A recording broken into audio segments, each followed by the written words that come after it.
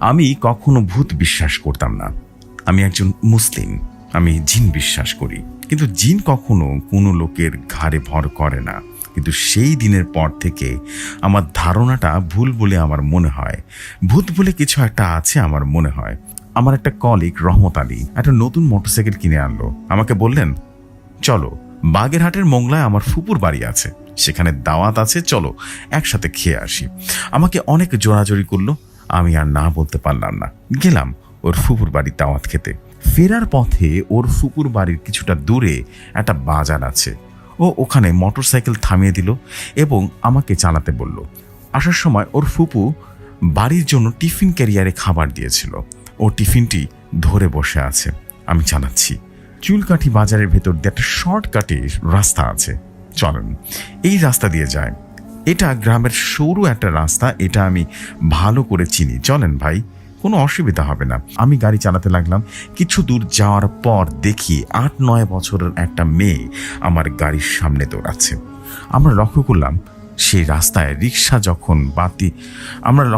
সেই রাস্তায় একই সাথে ভ্যান, রিক্সা এবং হারিকেন জ্বালিয়ে রাস্তা দিয়ে যাচ্ছে কেউ একজন। আমরা সেই বাতির পেছনে পেছনে ছুটতে লাগলাম। তারপর দৌড়ে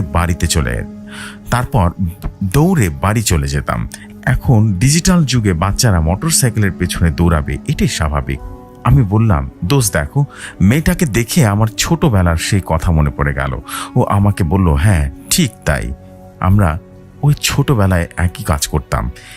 এ কথা বলছি আর গাড়ি চালাচ্ছি, হঠাৎ করে ডিজিটাল মাইলসের উপরে চোখ পড়তেই আমি রীতিমতো পাথর হয়ে গেলাম। গাড়ির গতি তখন 50 থেকে 60-এ ওঠানামা করছে। এত গতিতে মাত্র 8 থেকে 9 বছরের একটা মেয়ে কিভাবে দৌড়াচ্ছে?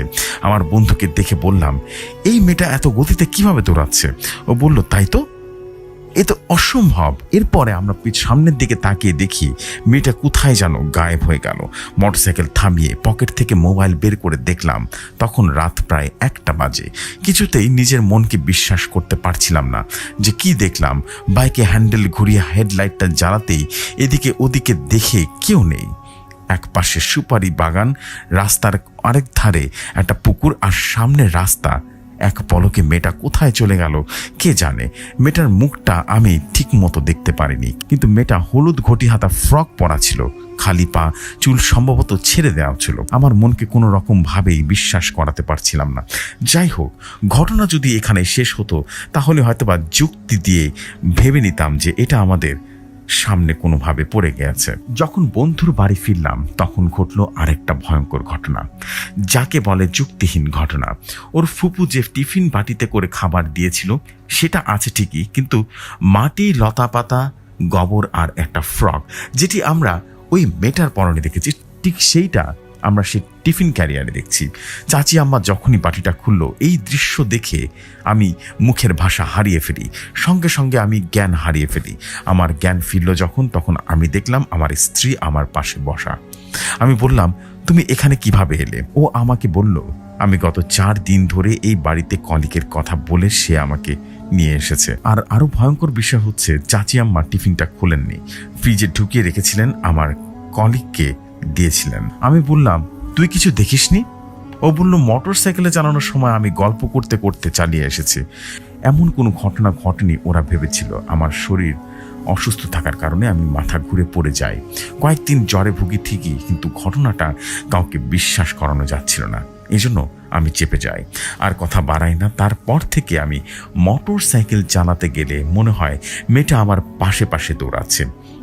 তাই আর কখনো মোটরসাইকেল চালাই না। যদি রাতে কোথাও জরুরি দরকার পড়ে তাহলে যে ভালো মোটরসাইকেল চালাতে পারে এমন কাউকে নিয়ে যায়।